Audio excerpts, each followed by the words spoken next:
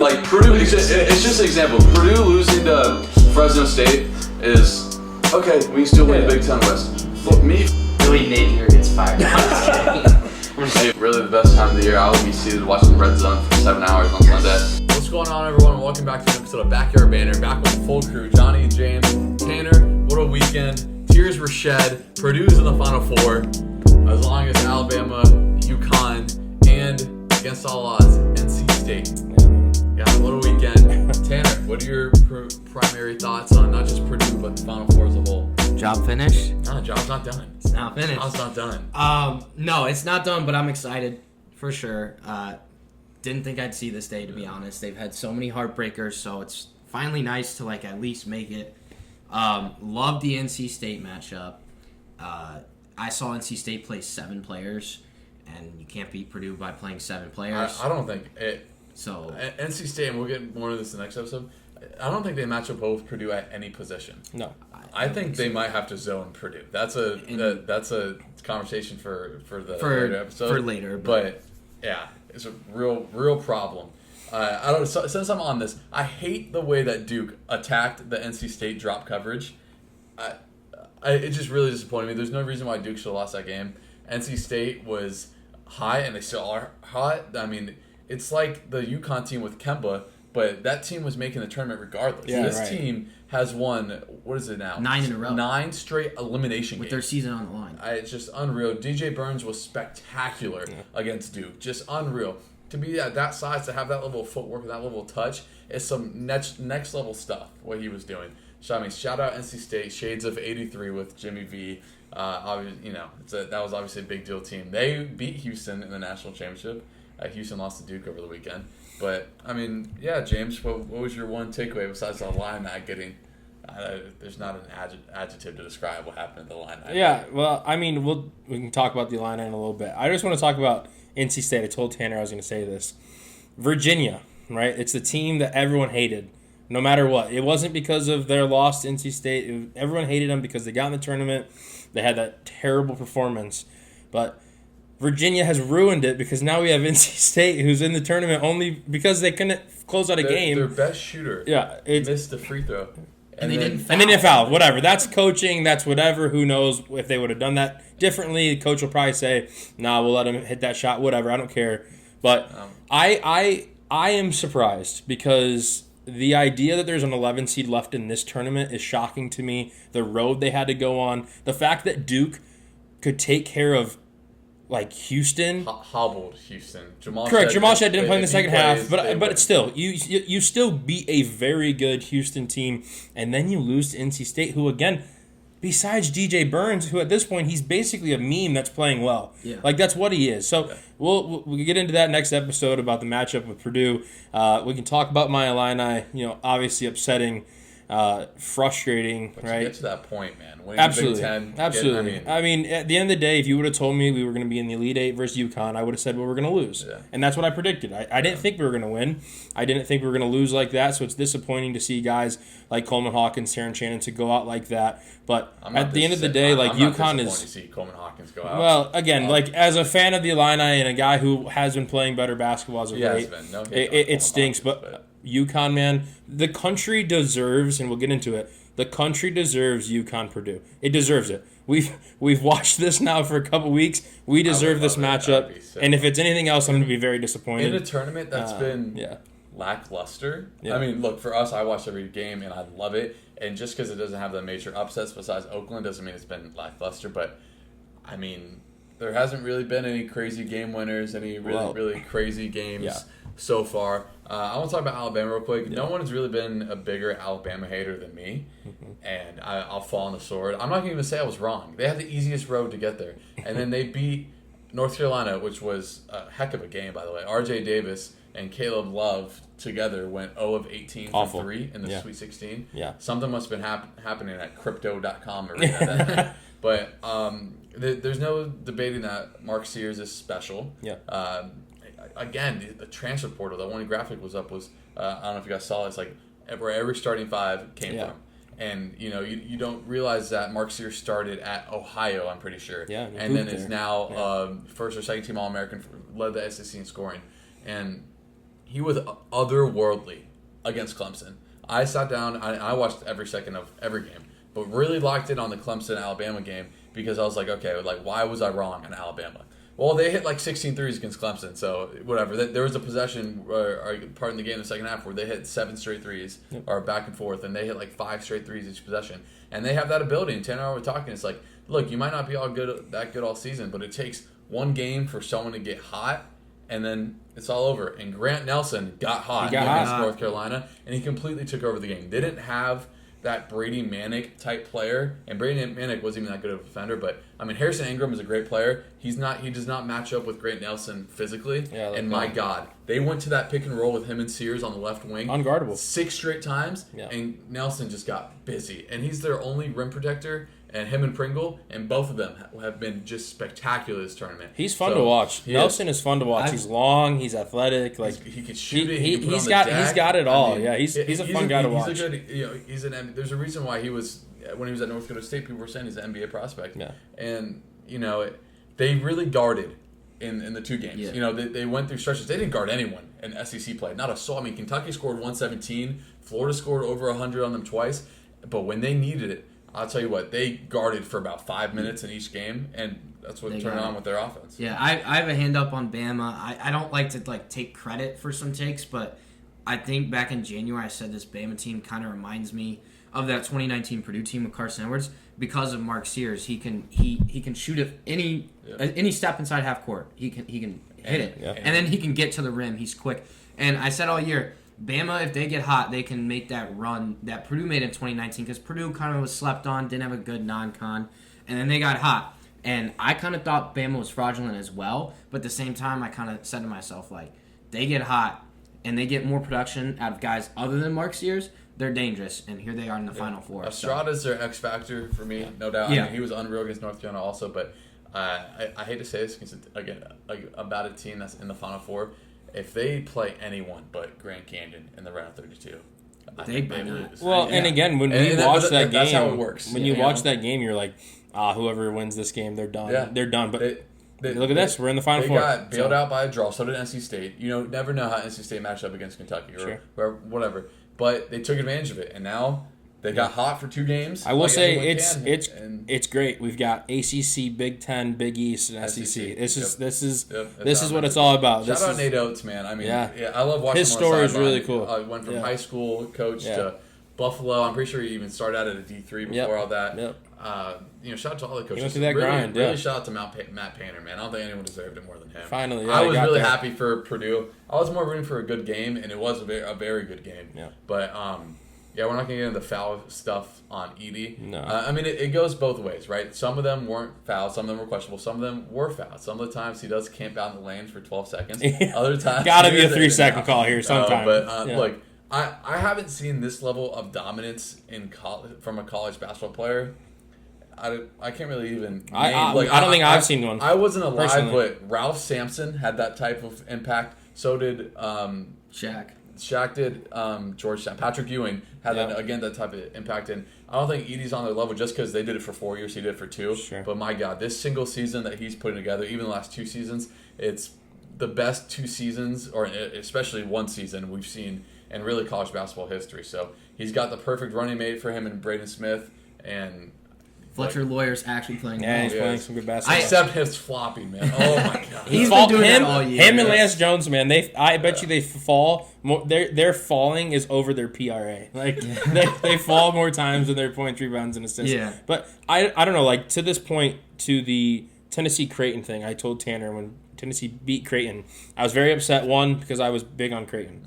Because I loved the matchup between Creighton and Purdue. I hated the matchup between Tennessee and Purdue. Simply, they don't have a guy that can guard Zach Edey. Now, nobody in the country can guard Zach Edey, but some people can do it better than others. There's 2 people that would do an above average job. They might see one of them in the natty, and then Cockburner was the other. Yep, I was upset because I said it.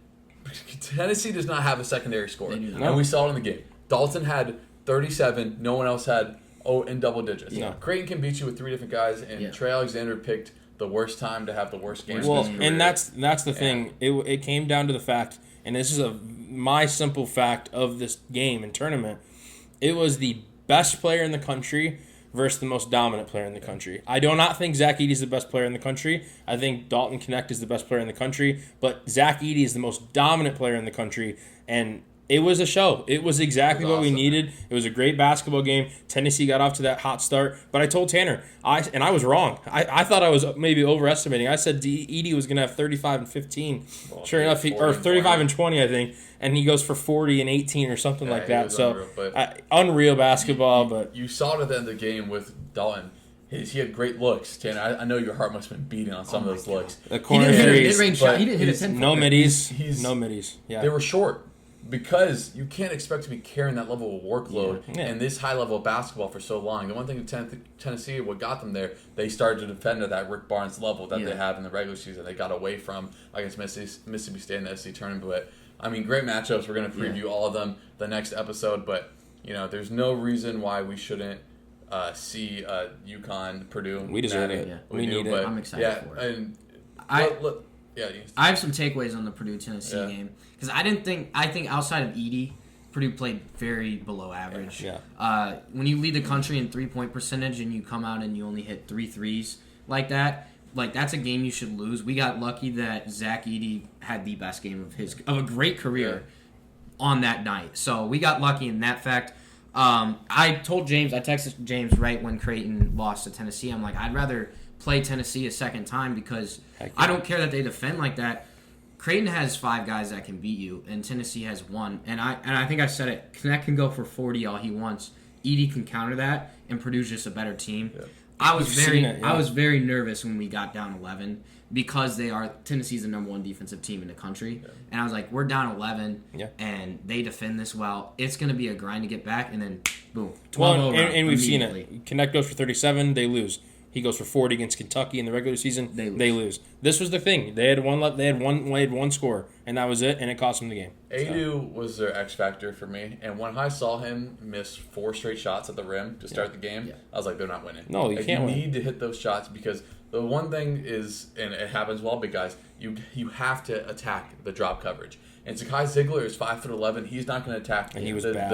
And he was not very good. Yeah. He's not going to attack the drop coverage that Purdue plays. You need to have a certain playmaker that can attack Purdue's drop coverage and get Edey in foul trouble if the refs want to call it. And we'll see. If they do play UConn in that national championship, Tristan Newton will attack that.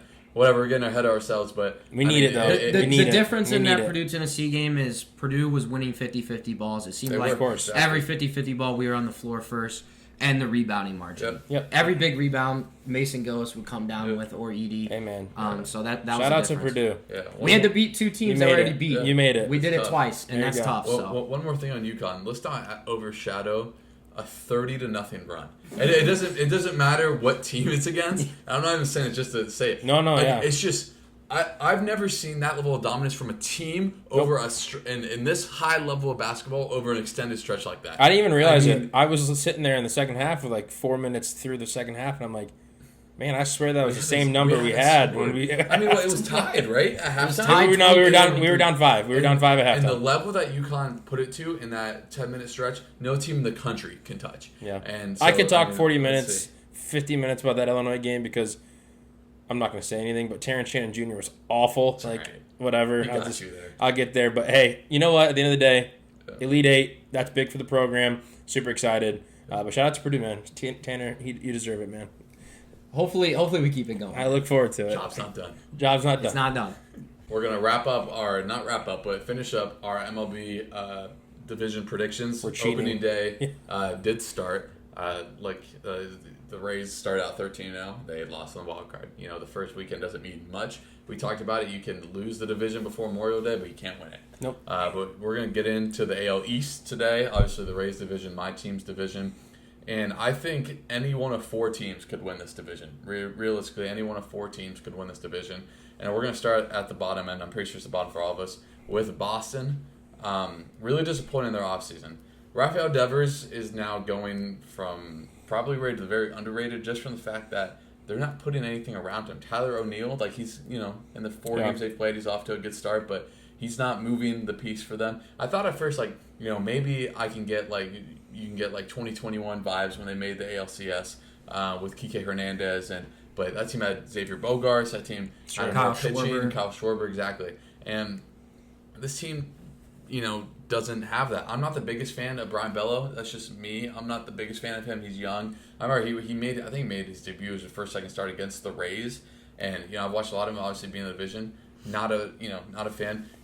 Tristan Casas is their one bright spot of a young player. He's very good. Young player, he's very good. Obviously, Devers. But outside of that, man, that lineup isn't very deep. And that starting pitching, that starting rotation, it's not, I wouldn't say awful. I think it's really bad. They got a few guys in there. I think it's a deep rotation. I think it's not. I don't think it's very They good. don't have the upper end guy that you need in order. They don't have an ace. Like, they truthfully don't have a guy that is going to go win you 9 games, 10 games. And that's... I disagree with your first statement about this being 4 teams could win this division. There's only 3 teams in this division for me that are even going to come close to winning this division. I do have the Red Sox at the bottom. I think the rotation is not very good. They've got a decent bullpen. They got Jansen in there to close, but they've got some guys in their rotation or their batting lineup that you've heard the names, right? The Trevor Story, who knows? He barely played last year. Correct, but when he was in Colorado, he hit a ton of home runs, and who knows? Everyone in Colorado. Correct, but Trevor, there wasn't a fluke. Trevor Story was legit in Colorado. He was one of the best shortstops in the game for a little bit there. So you never know what you're going to get. A guy that didn't play a lot last year. I just don't think I have them winning 68 games. I think their pitching is not very good, but they have some bright spots. They have some bright spots in the minor league system. They got some young guys that are already starting up on the major league team. So we'll see. I think this year is going to be a down year for the Red Sox, but the Red Sox every year, man, they can surprise you. So I disagree with you guys. I do not have the Red Sox 5th. I have them 4th. I love Masataka Yoshida. I expect him to have a big year. I think Trevor Story, if he stays healthy, can have a big year. Love Tristan Casas. They got some decent outfielders. It's not like a great outfield, but Tyler O'Neill is still a good player. Yeah, he plays a good outfield. Love their bullpen. Kenley Jansen's good. Chris Martin's good. People forget Liam Hendricks is going to be back midseason. Yeah. I love their bullpen. I don't think their pitching rotation, it lacks an ace. That if they had an ace, I'd have them higher.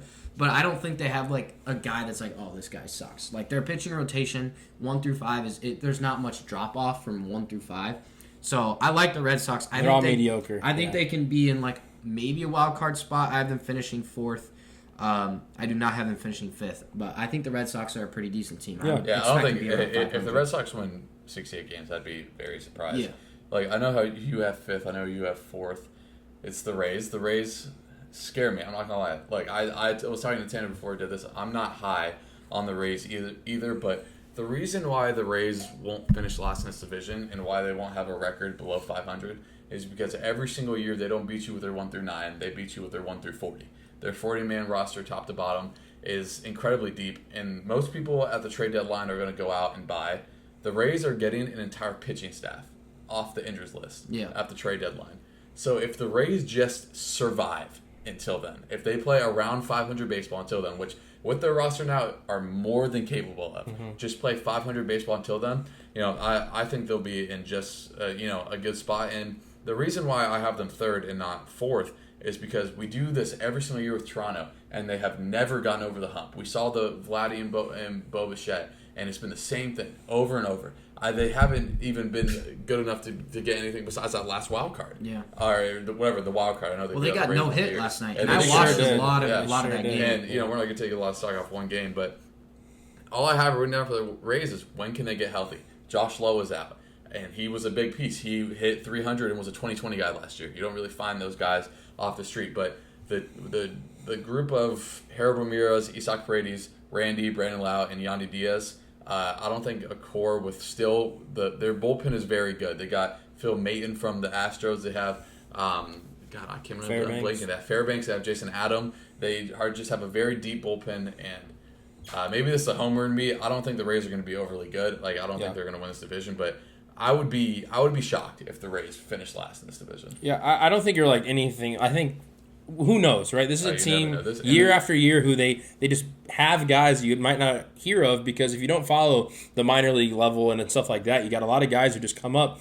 and this is what they do. I have them finishing a little below 500, and it's only because I look at this team and I look at this lineup, and again, for me, I think it's a very average lineup. I think it's a team that can beat a lot of teams, but at the same time, I think you take a lot of guys from last year who had very good years, and we all know how hard it is to do that every year in baseball. I mean, you go 3 for 10 your whole career, and you're a Hall of Famer. So it's not it's not easy to be good year after year. So that's my only concern. I have no idea. I have no reason to think they're not going to carry it over. But for me, I'm not as strong in the bullpen as you are. I'm not as strong in the rotation because, you lose a starting pitcher, right? So for me, the Rays are going to finish 4th. I could be wrong. They could win the division. I have them winning 79 games. But we'll see. Because like you said, the Blue Jays, I have them at my 3. Like you said, at year after year, man, they just go below expectations.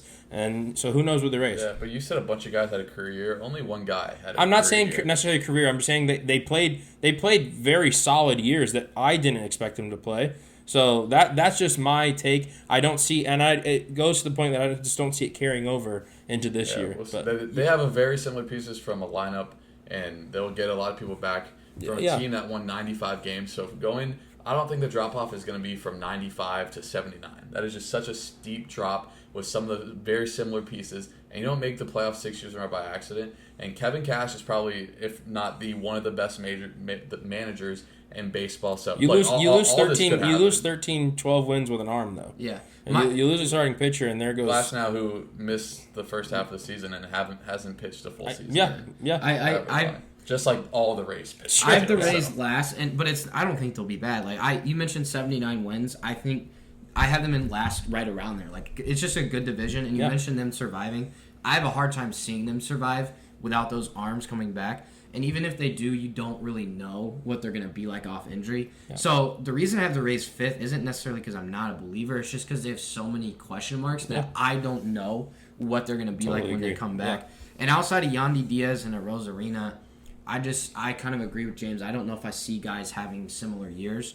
But I could very well see the Rays making the playoffs. Like, this is not me hating on the Rays. Hey, I'm a big Lowe fan. I just think Josh this is Lau, a good whatever division. it is. Lowe. However, we have a Lau and a Lowe. However, I'm a big Josh fan. He needs to get back. Yeah, he does. Hopefully he gets back soon. But any of this could happen. I'm not too much of a homer on the Rays. I've been pretty realistic with them. But, we'll see. I just hope, again, they have a whole rotation. 5 starting pitchers on the injured list. Right. And when you get them back mid-season, they're not going to be full form. So we'll see. Anyway, let's get off the Rays. We can talk about the Blue Jays and how George Springer will continue to be the most underrated player in baseball forever. He torched the Rays the first weekend, and he loves Tropicana. He's the only guy that got him bases. We were there. We were there in May when they won 22 to 1. I think 22 to 2. Yeah, they brought in a guy throwing 50 miles an hour, and let me tell you. Vlad did not miss. He can hit a 50-mile-an-hour fastball. Well, he hit one 450 dead center in this series. Yeah, no, shout out. Here's the thing about the Blue Jays. I'll get it started here because when you look at this lineup, it's the same lineup. Like, for me... Plus Justin Turner. Well, yes, but they lose Matt Chapman. Yeah. So it's like the same names, right? The George Springer, the Vlad. So it's like, are they going to finally put it together? Their rotation's solid. Like, it's pretty good. I would say I would take them in a 7-game series sometimes when you look at the rotation. But the question is the offense going to put it together? Because it's like everything in sports, obviously, you got 2 sides that need to put it together. Basketball, offense, defense. Football, offense, defense. For baseball, you need to score runs, and your pitchers also need to pitch well. So are they going to finally put it together this year? Because I think the Blue Jays have a ton of talent, and excited to see what they can do. More than enough talent to win this division. You could argue they're the most talented team in this division. Absolutely, on a 40-man roster. Teams in the Absolutely, AL. they have a ton of potential. Are they going to put it together? And I think this year could be the year. I still have them finishing 3rd, winning 86 games. But we'll see. I don't know. I'm excited to watch the Blue Jays. I think it's got to be their turn because when Toronto's good, they're fun to watch. Yeah. Like, really. I don't have much to say on the Blue Jays because you guys hit it on the head. Like, they're talented. I love their roster, but it's like it's not one of those rosters that I see, competing for a division title. And if they get a wild card, which I don't think they will, I don't see them making much noise. I'm very even keel on the Blue Jays. I think they have a ton of talent. I just don't think they'll put it together. Yeah, I think Jose Barrios was a big X factor for them. Yeah. You know what you're going to get out of Gosman. They traded for him. They paid him a lot of money to go be that number 2 and a really good number 2 in that. And he was good against the Rays opening day. Some pieces in their bullpen kind of scare me also. It's not as deep as I think it is for contending teams, but you never know. If they're right around there at the deadline, you then go get pieces. But look, a lineup this talented, they're going to get their runs. Can they get it consistently throughout 162 games? And you say that about a lineup, but especially for Toronto because we've seen Vlad hit 330 with 46 home runs, and then we've seen him hit 270. It's still being All-Star. That's still very good, but not the MVP level. But at number 2, I'm gonna move on. I have the Yankees, and I don't know how to feel about the Yankees because we talked about it, and it's okay. How long is Garrett Cole out for? If Garrett Cole's out for past the All-Star break, that's a big concern because in a division this tight, how many starts is it till All-Star break, roughly? Would a starting pitcher make 12 to 14 in that range? Well, I would do probably 90 divided by 5. So, I mean, it's in that range. Tough. And you could imagine 15, I think Garrett Cole's going to win 9 of those games, probably. Yeah. And if you lose, I'm not saying you're going to lose all those, but let's say you go, if you go 4-5 in those games instead, or 3-6. A 6-game differential in this division is a big deal. So that's why it's in the playoffs or out of the playoffs. Maybe the Yankees have all the talent to make a run. I still think they need another left-handed bat in that lineup. Look, they got the best one they could possibly get, Juan Soto, and he's been unreal to start the season. Exactly what they need. I say X factor a lot, but I don't know if there's a bigger X factor on a team than Cortez and Rodon and the pitching staff for the Yankees. Are we going to get the Rodon from San Francisco, where he was unreal, or are we going to get the 5+ Rodon from last year? Yeah. Same thing with Cortez. Are we going to get the All-Star from either last year or 2 years ago, or are we going to get the second half of last year, who was really bad? So they got to kind of hold it together while Cole's out, but. Like I think if those two even get back to 80% of what they were, and Garrett Cole comes back at a reasonable time, this team can win a World Series. Yeah. And as much as I hate to say it, but they can. Yeah, I have the Yankees finishing second. This was my take before the season started. I know they were 5-0, and it looks stupid right now, but it's early. I have the Yankees missing the playoffs, even at second in this division, because I think the Mariners and Rangers are going to get in. And I think I said it in our AL Central. I could see the Tigers sneaking in, and the Tigers look good too. Really bad. So I think playing in this tough division, I think they have a bunch of older guys like Rizzo. Can he stay healthy? Can DJ LeMahieu stay healthy? Aaron Judge was not healthy last year. So I just have a ton of questions with this Yankees team. I'm not a believer in their bullpen. Not a believer in their starting rotation. Alex Verdugo, can he have a good year? He's hitting 6 for them. If he's hitting 6, he's got to be consistent. And he's that left-handed bat that they might not have to go get if he can break out. But I think the Yankees are really talented. Injury concerns, bullpen concerns for me has I have the Yankees out of the playoffs just because of that. But I could look really dumb with that. That's all right. All right, so for the Yankees, for me, I told Tanner this a couple weeks ago, so it's not just because they started 5-0. It looks great, whatever. I have the Yankees winning this division. I think this rotation is very good. The fact that Cortez is their 5th arm, like when healthy, it's great. But the question, like you asked, is he going to be good? Is he going to be good? Is he going to be back to what he has been before? I look at the lineup. Going out and getting Juan Soto that's legit. Obviously, especially when you're playing half the games at home, he's going to hit a ton of home runs. Like a ton of home runs. So shout out to the Yankees. I have them winning this division. I think they've got a shaky bullpen. I think that's the only concern I have for them is their bullpen for me. I think their lineup is good enough. You talk about the left-handed bats. I think they have enough. I think Rizzo's going to be a very functioning left-handed bat. So obviously that might be a homer pick just because I love seeing Rizzo play good baseball. But I have the Yankees winning this division. I love the rotation. Love when they get healthy. So we get into the Orioles, who I have finishing second. These guys finishing first. For me, it's my Cy Young. I have Corbin Burns winning the Cy Young for the Orioles, but for me, that's all they... When I look at the starting rotation for the Orioles, I see Corbin Burns and then question marks. And maybe I'm wrong. Maybe, who knows? You never know. They've, once again, a ton of youth. A ton of youth. They've brought up all their guys. Holiday, Henderson. Holiday's not up. No, but you know what I mean. He's gonna... You can see him getting there at some point. So Holiday, obviously, he's, 19 years old, 20 years old. Younger than we are. Henderson, obviously stud. So I look at this team, question marks on the starting rotation, but you know what you're going to get out of Corbin Burns, and he already looked good in his first start. So shout out to the Orioles. I think they're going to finish second in this division, but I don't hate that they're going to win it just because now they have a bullpen piece again. They get Kimbrel back and everything like that. So I like... blew a save last night already. Whatever, but you know what I mean? It's so early. Early that when you look at these guys and you look at these names, when you see Corbin Burns going to the Orioles, you're like, okay, they got better, right? So the question is, can those other 4 starters step it up and kind of compete and hang in there? Because you know what you're going to get out of Burns. So for me, it's going to be a very tight race. I would love to see a tight finish between the Yankees and the Orioles, but for me, I just give the Yankees that edge just because I feel like I know what I'm going to get out of a healthy starting lineup in rotation. Yeah, I love this Orioles team. I love their starting. They have everything. In baseball, you need everything to be that World Series contender. I think they have more than the Yankees, which is why I have the Orioles winning this division. Love Adley Rutschman. I mean, one of my favorite players in the league. He's fun to watch. Probably my favorite non-Cub in the league is Cedric Mullins. I love him out there. He's such a good defender. He hits the ball well. He's quick. They just have good pieces elsewhere. Ryan Mountcastle, good player.